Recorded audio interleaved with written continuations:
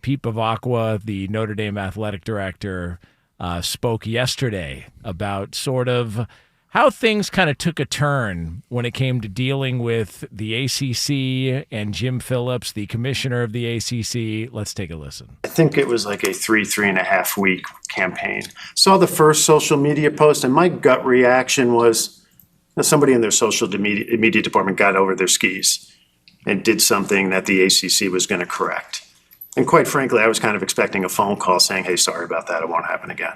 But then it did happen again. And we started to communicate with the ACC. Texts that I sent, emails that I sent, and it continued to happen. And I had a conversation, I had a phone call with Jimmy a week ago today saying, hey, listen, that's a conversation I want to keep between me and Jimmy, but certainly got the point across that this was raised eyebrows, and you got to know it's caused damage here between the university and the ACC. It just kind of puzzled us that a conference that's home to over 600 of our student athletes walking around this campus today, I guess, chose to go down that road. Why would you attack an unbelievably important business partner of yours in football and a member of your conference in 24 other sports? So that's Notre Dame athletic director Pete Bevacqua. Have you talked to him? I haven't talked to Pete. I haven't talked to our athletic director. But I would generally just say this. College football is what ultimately drives the revenue, drives ratings, and that's Notre Dame's identity. So I personally look at it and say, I get it from both sides of it. Like, I understand that there's a lot of other sports student athletes who may be looking at it going, well, we're in the ACC. Like, why are they campaigning like that? But I also look at it and say, you're not for football.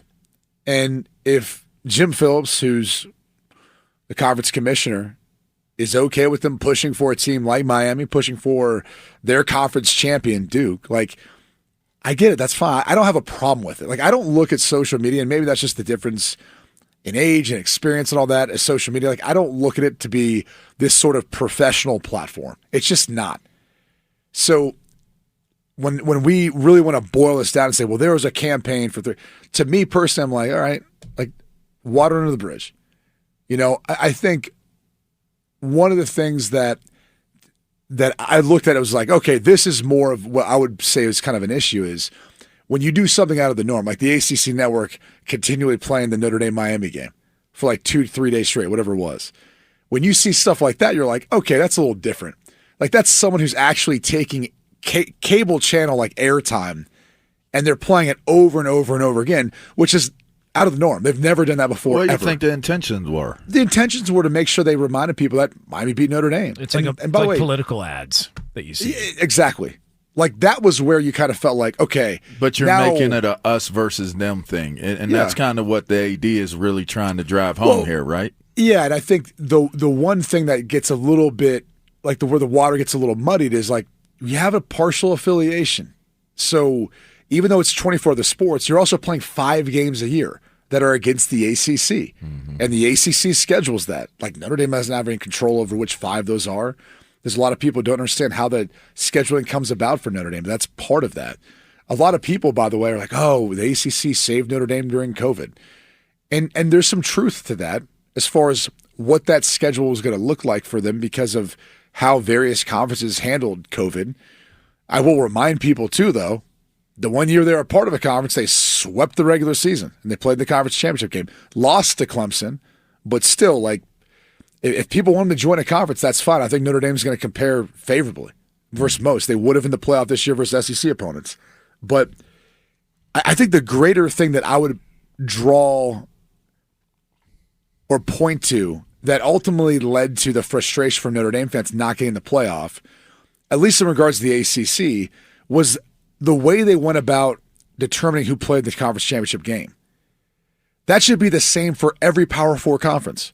The fact that we don't have, and this is really the greater issue in college football, the fact that not everyone plays 9 conference games, which they will starting next year. You get the SEC doing that. Obviously, the Big Ten does that, the Big 12, et cetera. You're getting a little bit closer to that. But then it's like, okay, well, can we all agree not to schedule FCS opponents? Like, if you look at a lot of these Ole Miss resumes this year, the SEC resumes this year, Ole Miss in particular. They've got an SEC opponent on it. If you really break down, they played 3 teams with winning records, like 3 or 4 teams, something like that. It's like, all right, well, how hard was that schedule? And no one's talking about that just because they have one loss. It wasn't that difficult of a schedule. So there's a lot of inequities, unequal, schedules that we're trying to compare to determine who should be playing off for this thing. Well, that even extends to the conference championship game. How do we get those 2 teams there? If they had adopted the AAC tie-breaking scenarios, which is head-to-head, then the highest college football playoff ranking, which 2 teams are, you would have got Miami versus UVA. Miami would have won. Miami's in. JMU's out. Notre Dame's in. And that's probably how it should have worked. Like, as much as we want to make this a whole Notre Dame, Miami thing and everything else, Miami should have won the ACC. They were the best team in the conference. And instead, you have Duke playing off versus UVA as a 5-loss conference champ because of their odd tie-breaking. It was, record versus common opponents or winning percentage versus common opponents, some odd way in which they went to a 3rd tiebreaker. But that's not an automatic qualifier, right? Well, no, it would be. It would be an automatic qualifier. It would be an automatic qualifier. It doesn't mean you get a bye. So 2 years ago, it meant the top 4 highest conference champion ranks would get buys. Now they just said it's automatic qualifier. So Duke is they're not in the playoff. No, that's what I'm saying. So because they weren't one of the 5 highest ranked conference champions. They're a 5-loss team. Yeah, but I think some people have been getting turned around and mixed up on what automatic qualifying represents. Like, doesn't mean that if you win your conference in any of the Power 4 conferences that you're automatic qualify. That's not it. Well, again, that's not it because of the way these different conferences construct their tie-breaking scenarios. Yeah. It should all be the same. Like, aren't we all angling towards the same thing? Like, we're trying to get all the best teams playing for it. Yeah. So if you have different conference tie-breaking scenarios, you're going to come up with a different result. The ACC came up with this result where Duke's playing UVA.